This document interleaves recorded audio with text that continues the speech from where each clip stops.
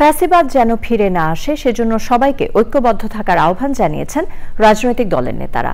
রাজধানীতে সম্মেলনে বাংলাদেশ খেলাফত মজলিসের মহাসচিব মামুনুল হক বিএনপি ও জামায়াতকে সতর্ক করে বলেছেন, যদি তাদের জন্য দেশে ঐক্য নষ্ট হয় তবে জনগণের কাছে জবাবদিহি করতে হবে।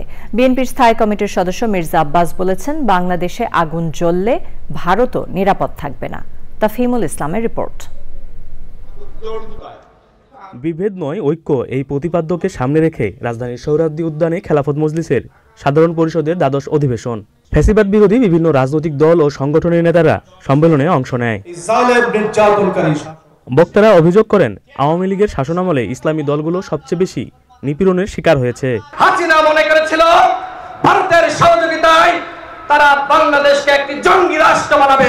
বিএনপি এবং জামায়াতকে বিশেষভাবে বলতে চাই, আপনাদের দুই দলের যে কোনো কারণে যদি এই ঐক্যের মধ্যে কোনো ফাটল তৈরি হয়, জাতির কাছে আপনাদের জবাবদিহিতার কাঠ গড়ায় দাঁড়িয়ে জবাব দিতে হবে। জবাব নিয়ে ছাড়বো আমরা। রাজনৈতিক দলের শীর্ষ নেতারা বলেন, ঐক্য ঠিক রেখে নতুন বাংলাদেশ তৈরির লড়াই অব্যাহত রাখতে হবে। সম্মেলনে উঠে আসে বাংলাদেশ ভারত সম্পর্কের বিষয়টিও।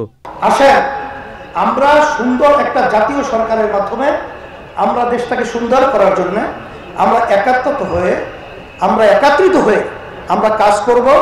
এই দেশটাকে ভারত তার অঙ্গ রাষ্ট্রে পরিণত করেছিল এবং ভারতবাসীও একইভাবে এটাই ভাবত।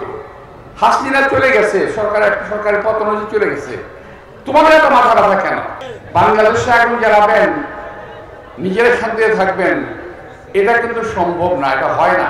দেশপ্রেমিক সকলকে আমরা উদাত্ত আহ্বান জানাচ্ছি যে আপনারা একমাত্র এক প্ল্যাটফর্মে দাঁড়িয়ে এই দেশকে, এই দেশের স্বাধীনতা, এই দেশের সার্বভৌমত্ব রক্ষায় এগিয়ে আসুন।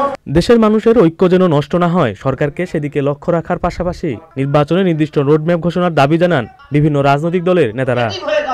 তাফহিমুল ইসলাম, চ্যানেল আই, ঢাকা।